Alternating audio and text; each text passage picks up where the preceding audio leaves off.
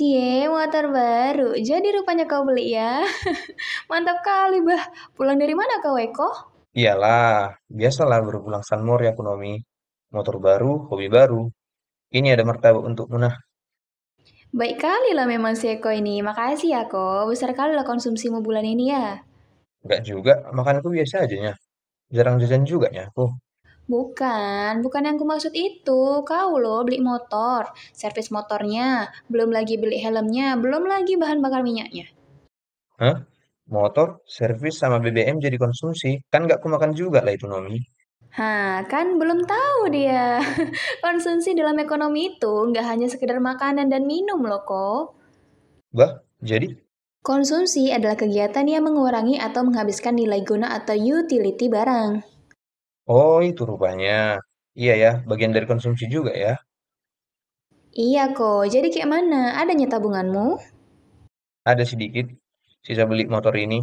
Berarti lumayan juga nya gajimu yang kerja itu ya. Baru beli motor, masih bisa nabung lagi. Iya sih, lumayan lah gajinya. Bisa kok tebak ya kalau gajiku lumayan. Bukan nebak aku loh kok, memang ada hubungan antara pendapatan, konsumsi, sama tabungan. Wah, serius. Jelaskan coba Nomi. Secara matematis, hubungan ketiganya digambarkan dalam fungsi YD sama dengan C tambah S. YD atau disposable income, C sama dengan konsumsi masyarakat, dan S sama dengan tabungan masyarakat. Oh, ada rumusnya ya. Jadi kalau konsumsi tadi, ada nggak rumusnya? Tentu ada, yaitu fungsi konsumsi yang pertama kali diperkenalkan oleh seorang ahli ekonomi yang bernama John Maynard Keynes.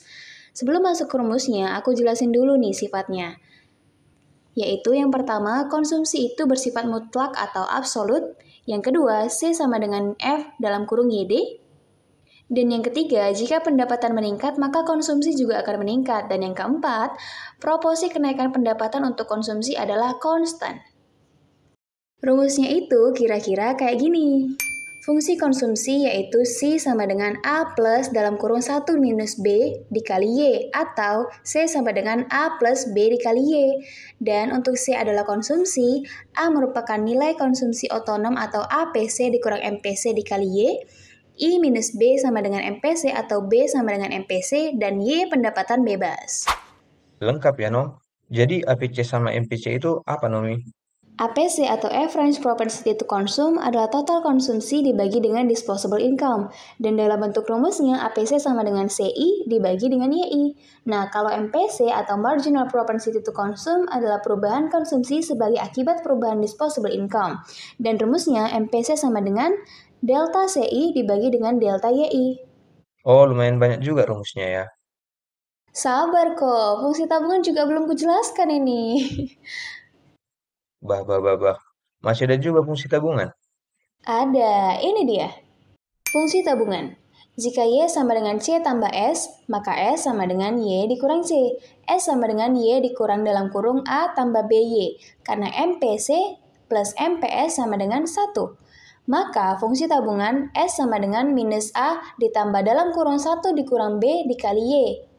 S di sini adalah tabungan. A merupakan nilai tabungan otonom atau APS dikurang MPS dikali Y, 1 dikurang B sama dengan MPS, dan Y adalah pendapatan bebas. Oh, paham, paham. Di sini ada juga APS sama MPS. Ini apa artinya? APS atau Average Propensity to Save adalah total tabungan dibagi dengan disposable income. APS rumusnya adalah APS sama dengan SI dibagi dengan YI. Sedangkan MPS atau Marginal Propensity to Save adalah perubahan tabungan sebagai akibat perubahan disposable income. MPS sama dengan delta SI dibagi dengan delta YI. Tadi kan konsumsi dalam tabungan ya, Nomi. Sekarang ini di iklan internet banyak kulihat yang menawarkan investasi. Apa sebenarnya itu, Nom? Oh, investasi ya. Nah, kalau investasi adalah kegiatan untuk mendayagunakan dana atau modal. Mazhab klasik berkeyakinan bahwa investasi terkait dengan suku bunga, sedangkan mazhab Keynesian beranggapan bahwasannya selain suku bunga yang juga berpengaruh terhadap investasi adalah pendapatan biaya investasi dan juga perkiraan. Berarti adalah kurvanya ya. Iya ada dong, ini dia kurvanya. Pertama, I sama dengan I0, yaitu fungsi investasi JK. Panjangnya bersifat otonom. Yang kedua, I sama dengan I0 ditambah EY, yaitu fungsi investasi jangka pendek yang dipengaruhi oleh faktor pendapatan. Dan yang ketiga, I sama dengan I0 dikurang EI, yaitu fungsi investasi jangka pendek yang dipengaruhi oleh faktor suku bunga. Jadi Nomi, seingatku kau kemarin bilang dengan beli motor aku juga berinvestasi. Apa emang jenis-jenis investasi ini? Kan nggak sama dengan iklan yang di internet itu.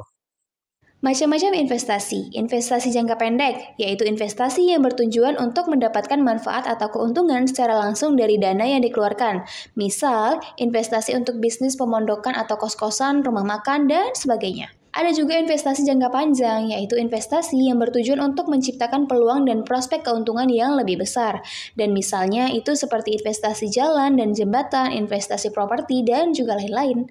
Dan yang terakhir, ada investasi otonom, yaitu investasi yang tidak didasarkan pada prospek komersialisasi, akan tetapi bertujuan untuk menyediakan fasilitas publik, guna untuk diberdayakan, misalnya membangun sekolah, jalan dan jembatan, dan juga lain-lain. Dan investasi ini biasanya dilakukan oleh pemerintah dan lembaga swasta.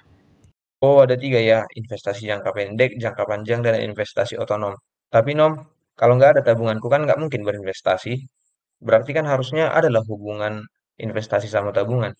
Nah, pertanyaan bagus nih kok, dan tentu saja itu berhubungan. Dan gak hanya sederhana itu kok hubungannya. Ini nih aku jelasin hubungan investasi dan juga tabungan. Pertama, investasi dan tabungan adalah faktor yang sangat berpengaruh di pasar barang atau real. Yang kedua, berdasarkan pandangan Mazhab klasik terdapat paradoks antara tabungan dan investasi bila determinannya suku bunga. Dan yang ketiga, keseimbangan pasar barang secara teoritis terjadi bila I sama dengan S. Dan keempat, konsumsi dipicu oleh pendapatan, meniru, kekayaan, tetangga, dan juga masa lalu. Dan yang kelima, investasi adalah proses penanaman modal jangka panjang dengan tujuan menciptakan perolehan di masa yang akan datang. Dan yang terakhir, tabungan adalah sumber investasi. Maka, semakin besar tabungan, relatif semakin besar dana investasi. Seperti yang kau bilang tadi kok. Dan ini ada juga grafiknya kok. Ini dia. Wah, lengkap kali ya Nomi. Iya dong, jadi kan tujuanmu pengen kaya nih, biar bisa beli moge, ya kan? Nah, manfaatkan pendapatanmu ini, rajin menabung, dan mulailah untuk berinvestasi. Siap Nomi, makasih banyak. Sama-sama, Eko.